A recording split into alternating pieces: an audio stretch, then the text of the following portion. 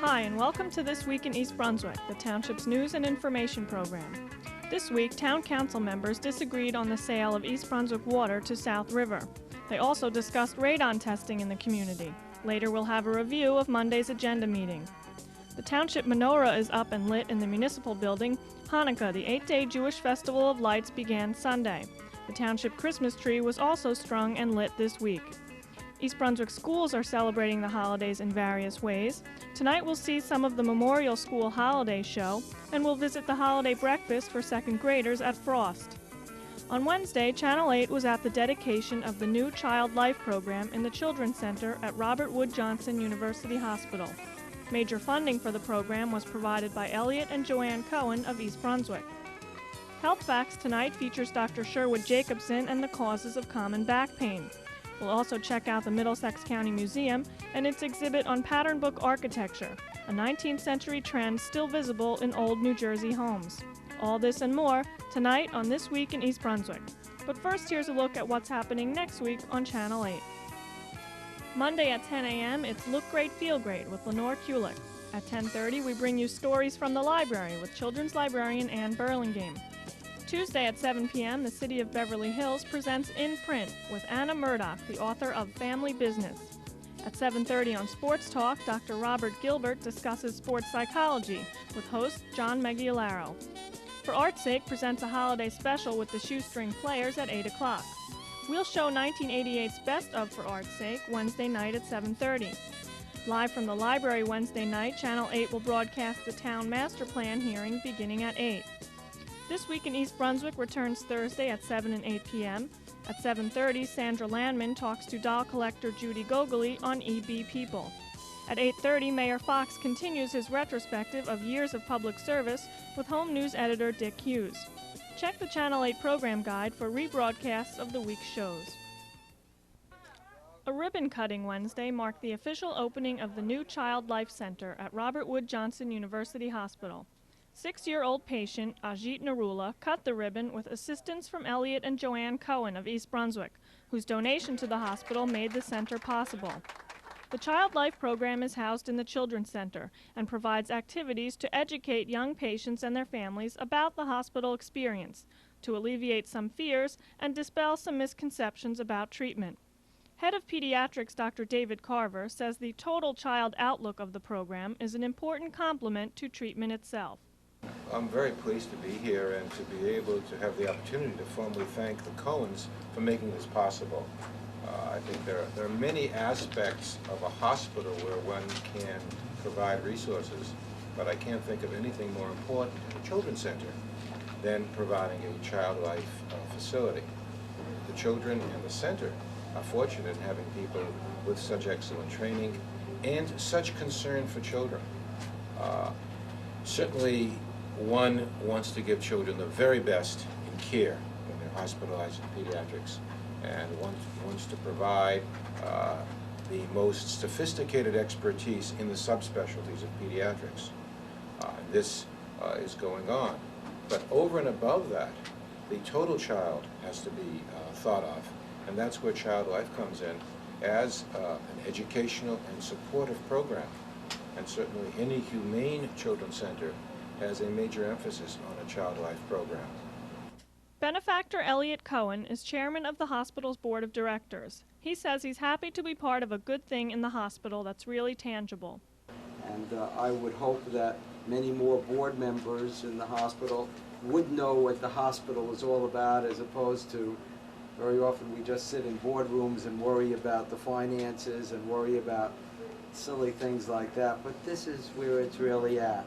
And I commend all the volunteers and the staff. This is a special place, doing special things for special people, and it's just great. The center provides a supportive environment to both long and short-term patients, with preoperative instructional sessions, daily recreation and arts therapy, and informal rap sessions for adolescents. Volunteerism plays a substantial role. Benefactor Joanne Cohen has been for years a hospital volunteer herself and is not unfamiliar with the needs of young patients. I urge anybody to come up here any day of the week to see what goes on up here. to see the children coming in, walking in, being wheeled in, coming in with their IV poles.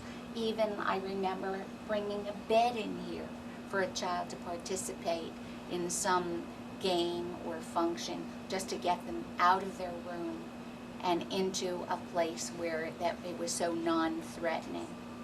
I feel so good about what is going on here. Child Life Coordinator Barbara Carr was visibly emotional about the dedication. She highlighted some of the month's activities, including special visits from local merchants and community groups like the Dental Clinic and the Newark Museum. Child Life also runs community outreach sessions for local youngsters to give them some notion of what a stay in the hospital is all about. Hospital directors see the Child Life program as an important addition to the Children's Center and hope it will be a valuable resource for local communities and the field of pediatrics. Hello, my name is Kyle Nardelli. I'm the Historical Site Supervisor of the Cornelius Lau House, which is the Middlesex County Museum here in Piscataway. Right now we're featuring an exhibition entitled Building by the Book, New Jersey Pattern Book Architecture. This exhibition opened on October 30th and will run through April 30th of next year. We'll also be featuring student workshops beginning in January, which will run through April also. We have two guest curators who worked with us on this exhibition, Robert Guter and Janet Foster. And what I can do is give you a little overview and invite you to come and visit the museum Tuesdays through Sundays between 1 and 4 p.m. For group tours, please call in advance so we can arrange that for you. To my right over here, you'll notice a jigsaw. Jigsaws became very popular in the mid-19th century, and as more people were able to use brackets and porch trim, ornamental elements on their houses, jigsaws were used to cut these ornaments for them. In the late 1700s and early 1800s, there were builder's guides that were utilized from England. And these builder's guides enabled carpenters to construct homes in New Jersey and other parts of the colonies. But often, the artisans who worked on these houses were still working on simplified forms. Here you see a plasterer, a painter, and a carpenter from actually the mid-1800s. And some of the tools you see here in this case are carpenter's tools that were used. So the builder's guides the English builder's guides influenced American builders, but until really the mid-1800s, then pattern books, which included actual plans and elevations of homes, became very important, especially with mass production and the rise of the middle class, too. Andrew Jackson Downing, whose portrait you see right here, was very, very important to New Jersey home building. In the mid-1800s, he really emphasized the importance of a small home, more or less the American dream that most people could then find possible. With the growth of cities and working in factories, he saw a need for people to relocate more to the country, which now became the suburbs for us today, to have their dream house. So talking mostly about a smaller home, as you see this house model right here was designed by house designed by Andrew Jackson Downing. You notice a steep center gable, the porch around the back of the house, the veranda. Downing was important too because he considered our climate being different from England and how we had a need for porches whereas they didn't necessarily there. So he really pushed for the small suburban house, and again his pattern books, Cottage Residences, was his first in 1842, really became very important to the American public. Pattern books with their plans and elevations had a great influence on building in New Jersey. By the early 1900s, though, what came about were mail-order houses, and Sears, which already had established for themselves a good reputation with consumers, got into the mail-order business with pre-cut houses. Here you see a model of the Sears Crescent. They had developed designs for over 100 pre-cut houses, which meant you got all the lumber cut and marked. Everything from the window glass to the kitchen sink was also included too. And you could buy this house for a little over $2,000 in the early 1900s. We invite you all to come to the museum and see this exhibit. Please, as you drive around your communities, look for pattern book houses. Some you might be aware of already, but after you come to the show, I bet you'll go away and you'll find a lot more. The museum is open to the public Tuesdays through Sundays from 1 to 4 p.m. Group tours are by appointment, so please call us at 745-4177 if you'd like to arrange any group tours or have any questions about the exhibition. And thank you. Last week, Mrs. Warren's second grade class at Frost School made a holiday breakfast for themselves, pancakes and potato latkes for Hanukkah. The children helped Mrs. Warren and the teacher's aide measure ingredients, grate potatoes, and mix the batter. While Mrs. Warren cooked the breakfast, the students colored holiday placemats. Hi, I'm Mrs. Warren, second grade teacher at Frost School, and I'm here today with my wonderful second grade class. We have won a contest. Our student council sponsored it.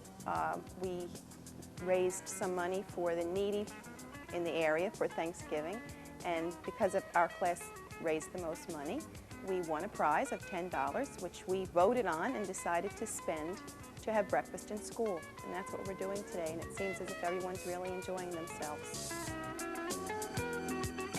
Tuesday's holiday show at Memorial School was a musical presentation performed by students for their schoolmates in the morning and for parents in the evening.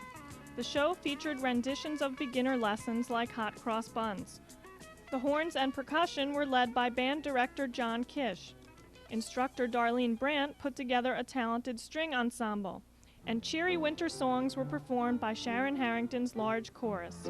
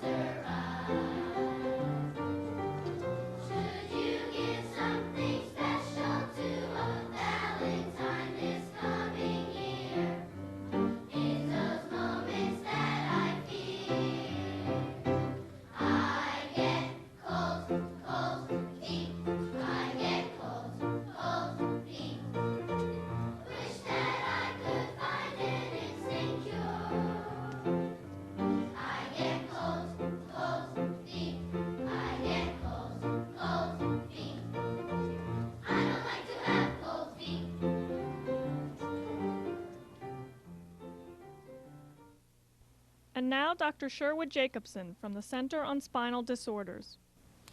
Back pain affects all of us. At some time in our lives, all of us will have an episode of severe back pain to the point that we are laid low. Fortunately, most people recover well and completely. 45% of severe incapacitated back pain is well in 2 weeks, and 90% of the cases are well within 6 weeks. Most back pain is due to a back injury as a result of strenuous activity, particularly if there is a twisting component to it. This can occur in heavy work such as truck drivers and miners, but also activities of daily life take their toll. Housewives, for example, also are at risk because of lifting and twisting in the care of the house, care of the children, carrying groceries, etc. Back pain is an enormous burden on all of society, with an annual cost to the United States alone of approximately $56 billion. This includes loss of earnings, compensation payments, medical payments, and loss of productivity. If these monies could be saved, the yearly national deficit could be substantially reduced. Approximately 5% of severe back pain is due to a herniated or slipped disc, and about 90% of herniated discs can be treated without surgery. The herniated disc is when the disc in the back, which is the cushion between the bones of the back,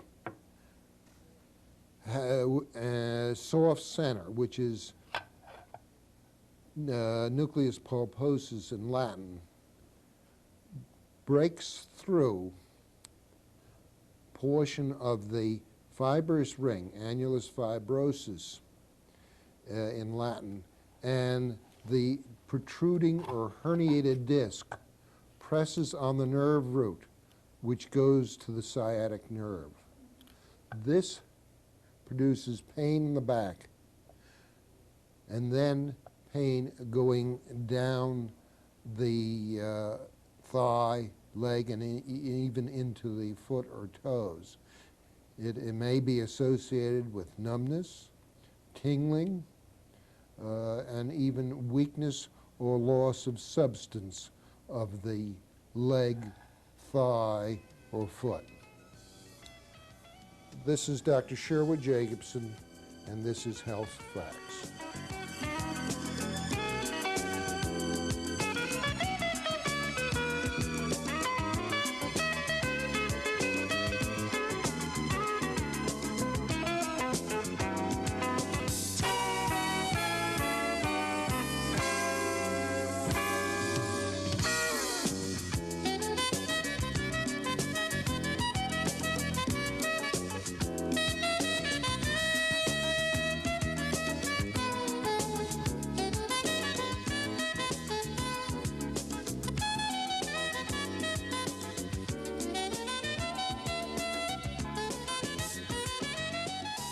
Hello, my name is Joyce Becker. I'm president of the Middlesex County Association for Children and Adults with Learning Disabilities. The white ghost pin that I'm wearing on my collar is a symbol that learning disabilities are invisible handicaps. I have written pertinent information in poster form that will show you via the familiar who, what, where, when, how, and why of learning disabilities. Who can be affected by a learning disability? It could be your child, and it could also be mine. What are some of the signs of learning disabilities? Does your child reverse letters and/or numbers, have trouble organizing his or her thoughts, get distracted easily, have trouble writing legibly, have trouble following multiple directions, have trouble remembering the sequence of things? Is your child one of the children that tries so very hard and yet continues to fail? Where are learning disabilities manifested? They could be manifested any place because learning disabilities do not end at the end of a school day. When are they manifested? They can be manifested anytime because learning disabilities affect us in a holistic manner. They affect us educationally, socially, emotionally, and also spiritually. Why do they occur? Well, experts are not quite sure. They may be caused by illness or by injury, but they are usually disorders of the central nervous system. How do they occur and how do they affect us?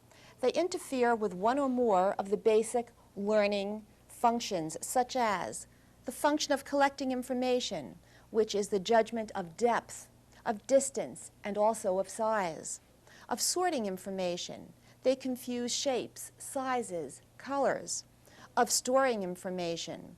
They cannot recall the sequence of things, of expressing information. It's difficult for these children to transfer learned information verbally, in writing, or even in physical activity. How can you, the parent, break this failure chain? Well, you can in several ways. One of the ways is to become aware of your child's problems and then to make the school system aware.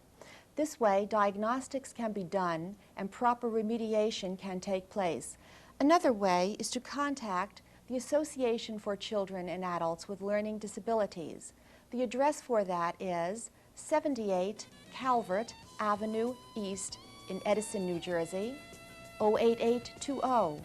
The phone number for ACLD in Middlesex and also Somerset County is area code 201-494-8565. Our state office is area code 201-229-1919. Thank you. Children's author Michael Pellowski spoke to the public at the library Saturday. The former pro football player talked about his writing career, how he got into it, where his story ideas come from, and about getting feedback from his own children. He also talked about opportunities in the field of publishing for children. The presentation was sponsored by the Children's Department and the Middlesex Reading Council. Hello, and welcome to Consumer Aware. I'm Adrienne Eisner of the East Brunswick Consumer Affairs Office. During the holiday season, when many people are decorating their homes and purchasing trees, it's a good time to review some important safety factors. If you purchase an artificial tree, check to see that it is fire resistant.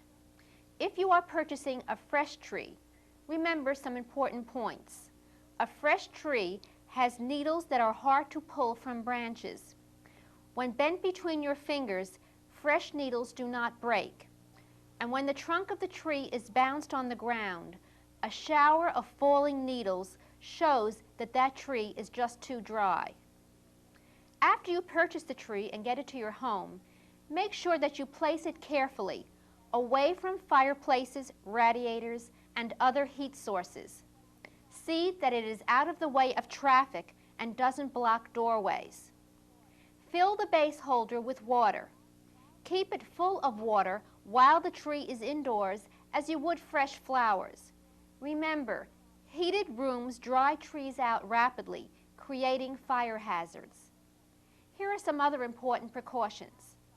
Indoors or outside, use only lights that have been tested for safety. These are identified by a label from Underwriters Laboratories. Check each set of lights, new or old, for broken or cracked sockets, frayed or bare wires, or loose connections. Check labels of outdoor lights to see that the lights are weatherproof. Turn off all lights on trees and other decorations when you go to bed or leave the house. Lights could short and start a fire. Never use lighted candles on a tree or near other evergreens. In homes with small children, take special care to avoid decorations that are sharp or breakable. Keep trimmings with small removable parts out of the reach of children. And keep matches, lighters, and candles out of the reach of children. Also, be sure that you avoid smoking near flammable decorations. Plan for safety. Remember, there is no substitute for common sense. Look for and eliminate potential danger spots near candles, fireplaces, trees, and/or electrical connections. I hope you will take the time to go over these important precautions with other members of your family, and that you and your family will enjoy safe and happy holidays. In the meantime, if you have any consumer questions or problems, please be sure to call us at the Consumer Affairs Office. We are in our office in the Municipal Building, Monday through Friday, from 9 a.m. until 5 p.m. The telephone number is 390-6954. Thank you for joining me on Consumer Aware. See you again next time. Monday night's council meeting began with a discussion about the ongoing subject of radon testing in the community. On hand from the Department of Community Affairs was the Director of Housing and Community Development, William Connolly. Connolly explained that individual communities are not permitted to pass their own radon ordinances, but he went on to outline the DEP plans for a future statewide testing program. Connolly stressed that while radon exposure is a clear and present danger, determining the extent or scope of the danger is not such an easy task. He explained that the possibility for radon contamination within a home is difficult to predict. Experts say negative pressure draws radon into the home, so the type of heating or air conditioning used and the amount of time that windows or doors remain closed can have an effect on the level of radon exposure. Many variables enter into the formula when trying to predict whether or not a problem will occur, and little conclusive data is currently available. The National Bureau of Standards is currently researching the topic, and the Department of Environmental Protection is working on a statewide program with requirements for builders of residential units. A proposal for a state code is expected sometime in January. Council members disagreed Monday on whether or not East Brunswick should sell water to South River. South River is currently searching for a nearby community to sell them water in order to supplement their groundwater supply. The DEP has required South River and other municipalities in several counties to cut down on their own groundwater usage. By providing South River with water hookups, East Brunswick will be paving the way for construction of a large industrial park by developer Frank Greek on the north end of South River in the area of the Edgeboro landfill. Mayor-elect Jack Sinagra strongly opposes this. Citing a recent study, he said an industrial park would add nearly 1,000 cars to rush hour traffic on Route 18. Mr. Sinagra stressed that he does not want to assist in the development of this industrial park in any way. Mayor Fox and Councilman William Kirk disagree, maintaining that the industrial park will eventually be constructed regardless of whether or not East Brunswick turns out to be South River's water supplier. Consequently, they feel that the township may benefit from proposed intersection improvements. They recommend that East Brunswick consider an agreement and take advantage of any other financial benefits stemming from the sale. South River is presently in the process of evaluating plans from several towns. If they do not find a water supplier soon, it is possible that the DEP may order them to hook up to a nearby community anyway. The council also discussed what is being referred to as the township's mission statement. The key issue is to identify the direction in which the community is going. The document outlines the township's goals and objectives and stresses proper budgetary planning. The administration is attempting to forecast situations that may occur within the community and develop strategies or plans in preparation for them. The council discussed the lengthy document but did not get too specific about its contents. Further discussion concerning the mission statement is scheduled for the council's agenda meeting on the 19th. That's all for now. Thanks for watching.